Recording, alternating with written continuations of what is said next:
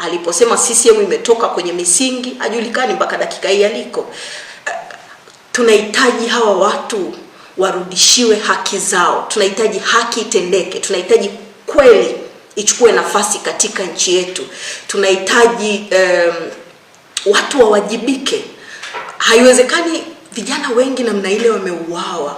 Vijana wengi sasa hivi wamejifungia majumbani, wanaogopa hata kwenda kujitibia kwa sababu aliyepigwa risasi anatafutwa na serikali ya Samia kuliko kawaida.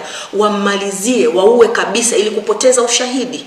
Sasa mambo haya yote yanahitaji uwajibikaji. Nani ameua?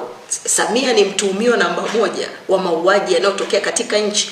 Ndio maana nimeshangaa amepata wapi ujasiri wa yeye kuunda tume ya kuchunguza haya mauaji ambapo tunataka tujue exactly figure ya vijana na watu wengine waliouawa. Serikali ya Samia haiwezi kutoa hiyo ripoti. Sisi tunataka kujua vijana wengine ambao wana majeraha ya risasi majumbani kwao mpaka dakika hii. Samia hawezi kutoa hiyo ripoti. Vijana waliotekwa na kuuawa wengine kabla na baada ya uchaguzi, serikali ya Samia haina huo uhalali wa kutoa hiyo ripoti, haina.